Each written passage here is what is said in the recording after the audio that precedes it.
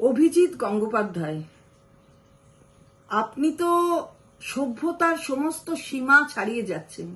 অর্থাৎ এত অসম্ভব খারাপ কথা আপনার মুখে শোনা যাচ্ছে যে মানুষ আপনাকে আর মানুষ ভাবছে না।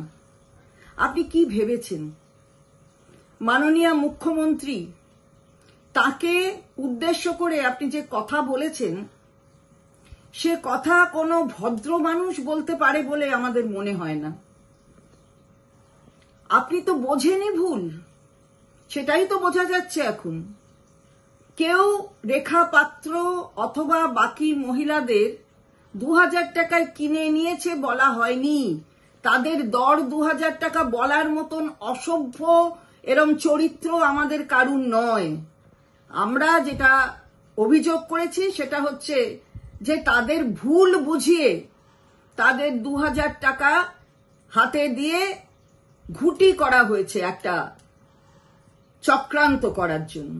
মেয়েদের সম্ভ্রম কি করে রক্ষা করতে হয় মাননীয় মুখ্যমন্ত্রীর চেয়ে ভালো আর কেউ জানেন না।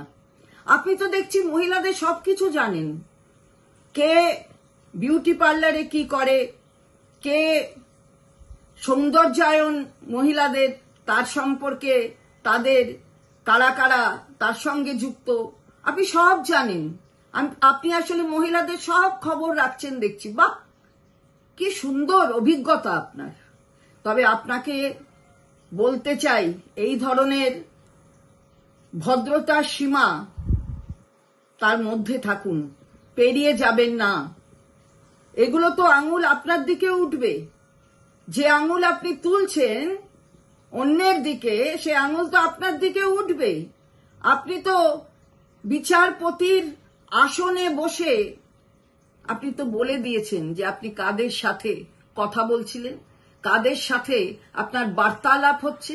শুধুমাত্র একটা নির্বাচনে প্রতিদ্বন্দ্বিতা করছেন, নির্বাচনে জয়লাভের আশায় এই ধরনের কথা বলবেন না। বাংলার মানুষ এটা মেনে নেবে না। আপনি ভদ্রতা শিখুন, ভদ্রভাবে কথা বলুন, এটাই আপনাদের কাছে, আপনার কাছে আমার বলার। সুতরাং একটু ভালোভাবে কথা বলবেন, ভদ্রভাবে বলবেন।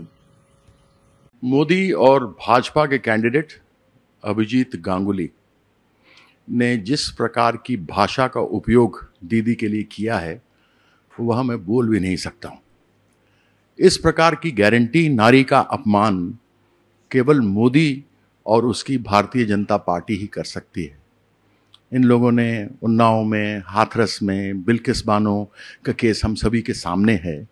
किस प्रकार से कभी कहा था बेटी बचाओ बेटी पढ़ाओ, आज उसी बेटी का अपमान हो रहा है, लेकिन मोदी के मुंह से चू तक नहीं निकल पा रही।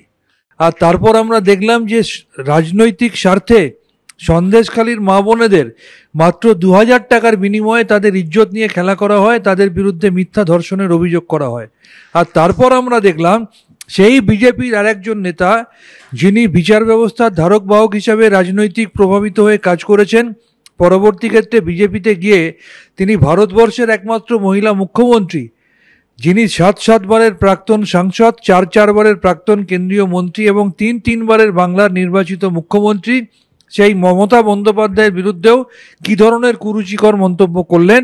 এটা প্রমাণ করে যে এটাই মোদির গ্যারান্টি যে মোদির আমলে নারীদের সম্মান ভুলুণ্ঠিত হবে। এটাই মোদির গ্যারান্টি যে রাজনীতির স্বার্থে মহিলাদের সম্মান নিয়ে বিজেপি